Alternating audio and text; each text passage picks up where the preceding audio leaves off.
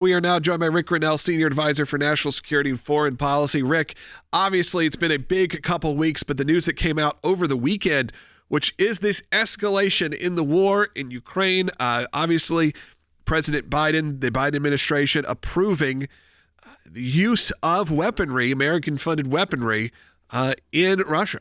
Yeah, look, Logan, this is a terrible development. Let's state a couple of facts here. It's being done in the middle of the transition. So Biden is making moves about his legacy to pretend like he was always there for Ukraine.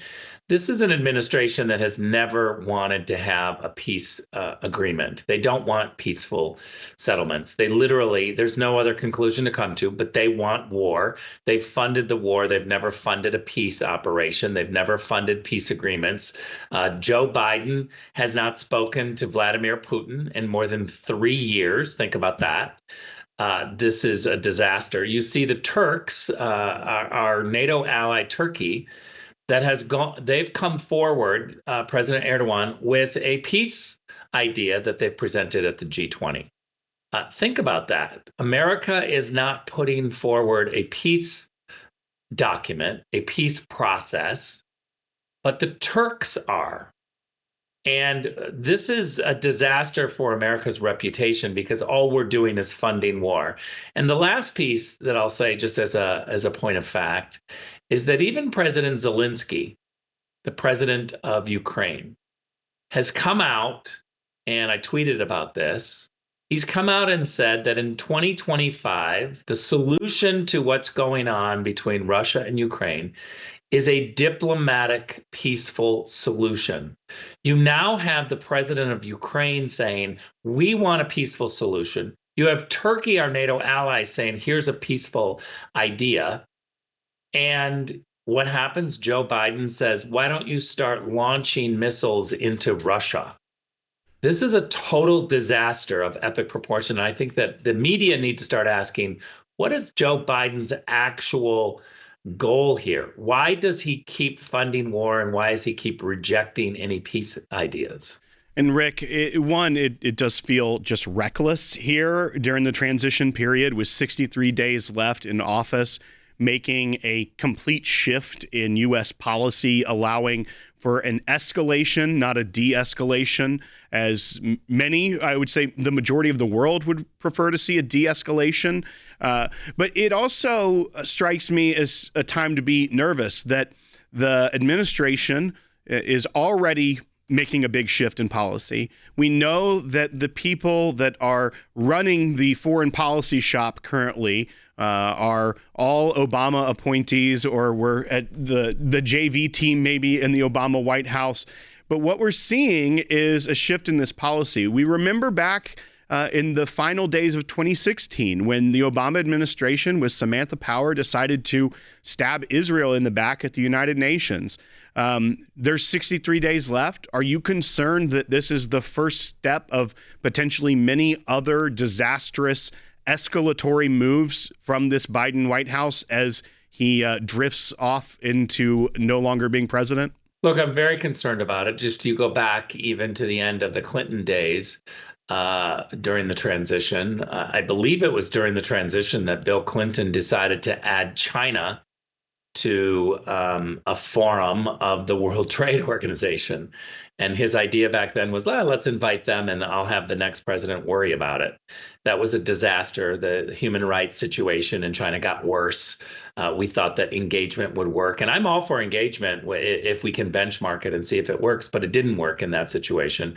I think what we're going to see with the Biden team is an escalation on these wars to make Joe Biden look like he's tough.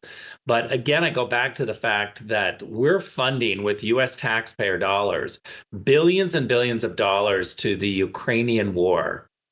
And Joe Biden hasn't picked up the phone and even spoken to Vladimir Putin. Now, I don't want a president who is afraid to engage with people who are starting wars. We need somebody who calls them up, meets with them and says, knock it off. What's going on? How do we solve this? But you have to be able to talk to someone in order to have a peace agreement. And instead, Joe Biden just keeps using our tax dollars to escalate. Now, saying that it's okay to launch missiles into Russia is very provocative. And I'm clear-eyed. I get what Russia is doing. They anteed up this war as well. They ratcheted it up. They're launching strikes, and it's unacceptable. But you got to pick up the phone and be able to talk if you want to be able to have negotiations for peace. And that's just the war in Ukraine that we're talking about. You look at what's happening in the Middle East, that's out of control.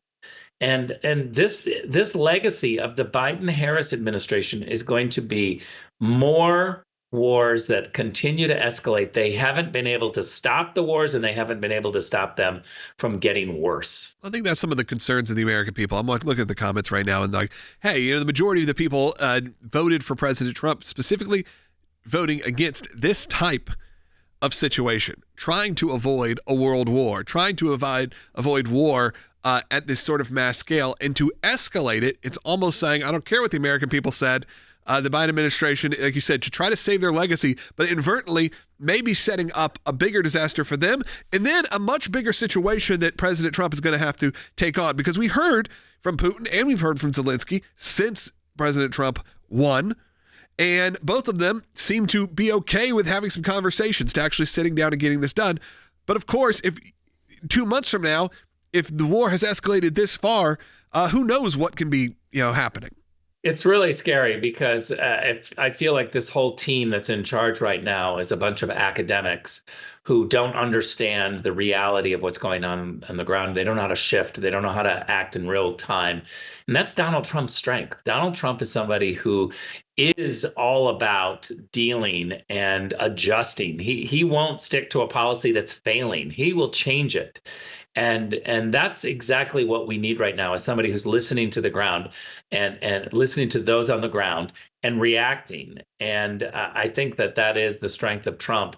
We need people who are willing to look at the reality of the situation, not just this academic exercise of what was planned 2 years ago, and be able to pick up the phone, be people persons, be able to talk to individuals, be able to argue and debate and push ideas and compromise. That's how we move this world forward. And we've got a team right now that's unwilling to even talk. That's scary. When you have a situation where you have Antony Blinken going out there saying, hey, we're going to be dropping another $8 billion to Ukraine, plus we're going to get as much out. I think his quote was, President Biden's committed to making sure every dollar we have at our disposal will be pushed out the door between now and January 20th. I mean, that is so not reading the room, as you said, of how the American people feel. Not necessarily about who is good or who is bad in terms of this war situation, but just the idea that they're like, hey, we're going to squeeze out every dollar we can until Trump comes in. It's so obnoxious when you think about it. It's a disregard for the hard work that the American people do. We see our paychecks, we see how much money goes to Washington, and you literally have Antony Blinken saying, I got a whole bunch of money here left over, and I'm just going to throw it to the wind and spend it before Trump comes in, knowing full well that their strategy, someone needs to admit that their strategy has caused 2 wars. We handed them total peace. They created 2 wars with their policies. And I think that we need to be very clear that these people who now are taking your money and just throwing it to the wind because they can, it's so obnoxious. It's the reason why they've lost. It's the reason why they're going to continue losing until they admit that their policies were so weak and far left that they caused 2 massive wars. And I'll finish with this. I think that the world leaders and people of different countries recognize that having President Trump is going to make the world safer. You look at what just happened at the G20 and the fact that the Chinese president is front and center. The world is wanting to be with him. And where did they put Joe Biden? In the way back. Yep. Absolutely, Rick. Thank you so much for joining us. We always appreciate your insight. And again, appreciate all the work you've done with us and for our country. So, of course, make sure you're following Rick and paying attention to all the stuff he posts. It's always excellent content. Thanks for joining us.